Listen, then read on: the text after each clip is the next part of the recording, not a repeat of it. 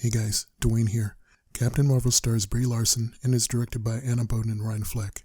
There is a little bit of controversy surrounding this movie, but I decided to put that aside and just watch the movie for what it is. I'll be honest, if I hadn't seen the other 20 MCU movies, then maybe this would be in my top 10. That being said, it's a competently directed movie. The main character Vers, Carol Danvers, is part of the Kree, a technologically advanced alien race. The first impression of Vers is that she's powerful and a bit arrogant. Her mentor, Yon-Rogg, played by Jude Law, trains her to control her abilities and to control her emotions. During a mission to rescue an undercover operative who infiltrated the Skrulls, Vers is captured by the Skrull commander Talos. Her memories are probed, which lead the Skrulls to Earth. Vers escapes and ends up on Earth.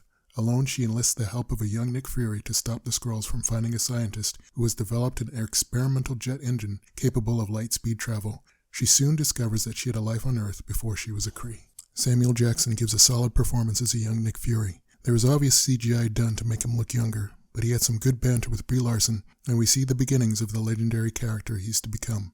Ben Mendelsohn is great as a supposed villain who gets a fair amount of humorous lines, but is also sympathetic when you hear his motivations for kidnapping Captain Marvel.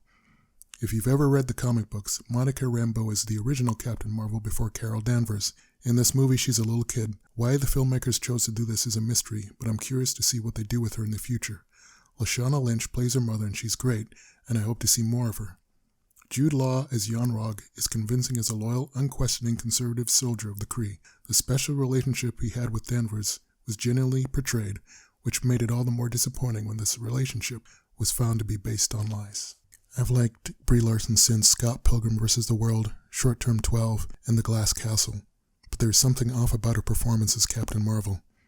I recently read the Marvel Civil War II graphic novel. Captain Marvel does not come off as a likable character. She seems arrogant and at times a bit of a fascist. Don't get me wrong, Tony Stark is a jerk too, but he's a lovable jerk. The bottom line is that I don't think she's a well-written character. Steve Rogers is a man out of time. Iron Man is a weapons manufacturer who was injured by one of his own weapons. Thor is a demigod who was arrogant but was humbled by his father. And Black Widow is a spy with a dark past and Russian intelligence that she's still trying to atone for. Captain Marvel's just always been awesome with a minor amnesia annoyance. Not much of a character to relate to. The long-awaited explanation of how Nick Fury lost his eye does a disservice to the character. Back in the day when Nick Fury was a white guy, I figured he lost his eye in some heroic battle doing some deep cover espionage, but alas, his eye was lost because an alien cat scratched it out. The addition of No Doubt's I'm Just a Girl in the final battle scene was too much on the nose. It really wasn't needed. I'm glad I didn't run out and see this in the theater, but that being said, it's worth a rent.